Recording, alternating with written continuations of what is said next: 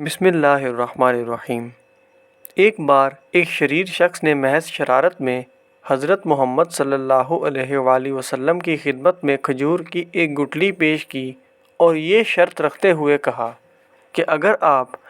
آج اس گٹھلی کو مٹی اور پانی کے نیچے دبا دیں اور کل یہ ایسا تناور کھجور کا درخت بن کر زمین پر لہلہانے لگے جس میں پھل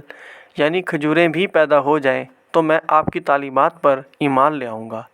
گویا مسلمان ہو جاؤں گا۔ رسول مکرم صلی اللہ علیہ وآلہ وسلم نے اس کی یہ شرط تسلیم کر لی اور ایک جگہ جا کر آپ صلی اللہ علیہ وآلہ وسلم نے اس گٹھلی کو مٹی کے نیچے دبا دیا اور اس پر پانی ڈالا اور اللہ تعالیٰ سے دعا بھی کی اور وہاں سے واپس تشریف لے آئے۔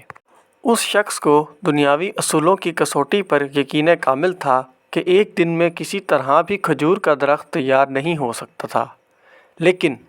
رسول مکرم صلی اللہ علیہ وآلہ وسلم کی ذات اقدس کی روحانیت اور آپ کا اعتماد اس کے دل میں کھٹک اور خدشہ ضرور پیدا کر رہا تھا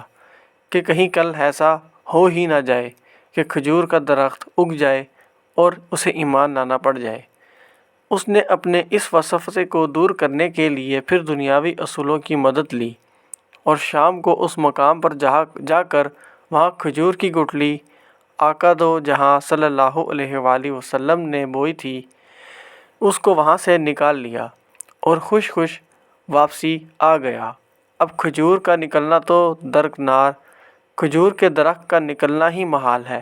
لیکن وہ نہیں جانتا تھا کہ جب معاملہ اللہ سبحانہ تعالیٰ اور اس کے رسول صلی اللہ علیہ وآلہ وسلم کے درمیان ہو تو دنیاوی اسباب بے معنی ہو جاتے ہیں۔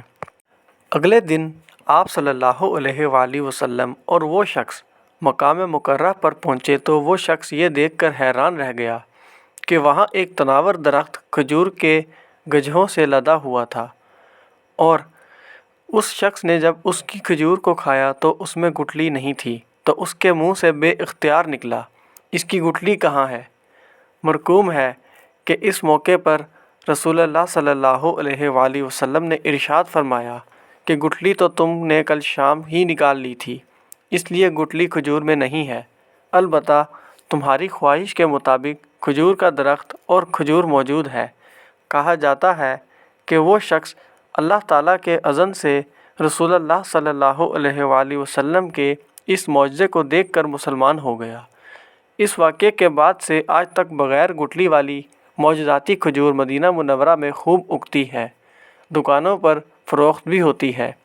اس کھجور کا اصل نام سکھل ہے، اسے سخل بھی کہتے ہیں، اور اگر